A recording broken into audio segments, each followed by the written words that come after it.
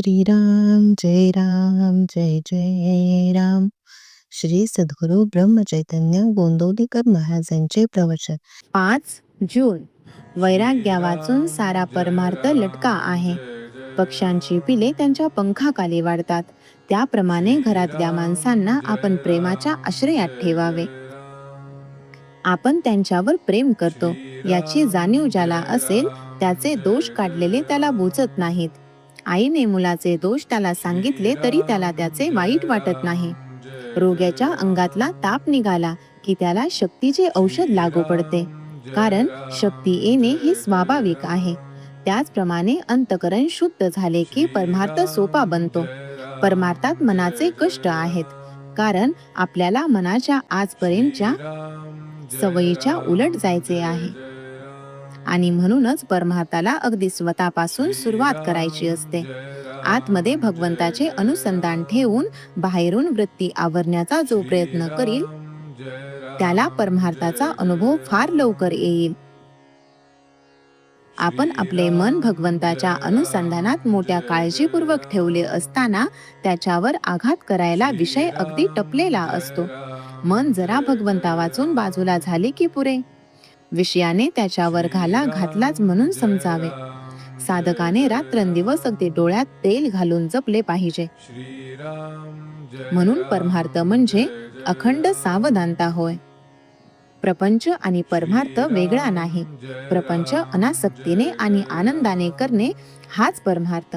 परमार्थाच्या आड काय येते? धन, सूत, दारा वगैरे आड येत नाही, तर त्यांच्यावरचे जे ममत्व ते आड येते. वस्तूवर आसक्ती न ठेवणे हे वैराग्य आहे. ती वस्तूच नसणे हे वैराग्य नव्हे. एखाद्याला बायको नसली म्हणजे तो विरक्त, आणि असली तर आसक्त असे म्हणता येणार नाही. बायको असून लंपट नसेल, तो विरक्त आहे. ते परमात्म्यानेच दिले आहे आणि ते त्याचे आहे असे मानून आनंदाने राहणे हे वैराग्य होय. या भावनेत राहून जो इंद्रियांच्या नादी लागत नाही तो वैरागी. वैराग्या वाचून सारा परमार्थ लटका आहे. कोणतीही गोष्ट अभ्यासाने साध्य होत असते. आज खरी भक्ती नाही म्हणून भगवंताचे स्मरण नाही, आणि भगवंताचे स्मरण ठेवण्याचा अभ्यास केल्याशिवाय खरी भक्ती येत नाही. शहाण्या माणसाने उगीच विकल्प न लढविता भगवंताचे स्मरण ठेवायला आरंभ करावा. ज्या ठिकाणी आपल्या ओळखीचे कुणी नाही, आपले आप्त कुणी नाहीत, जिथे आपल्याला कुणी मान देत नाही, अशा ठिकाणी राहून अनुसंधानाचा अभ्यास करावा. जिथे कुणी आपल्याला ओळखीचे नाही असे स्थान आपल्या अभ्यासाला फार चांगले असते. बाह्यांगाने करावी प्रपंचाची संगती, चित्ती असावा एक रघुपती. श्रीराम जय राम जय जय राम.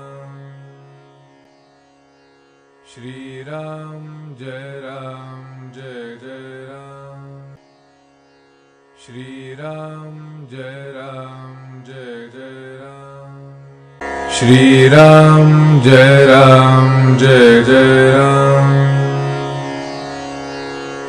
श्रीराम जय राम जय जय राम.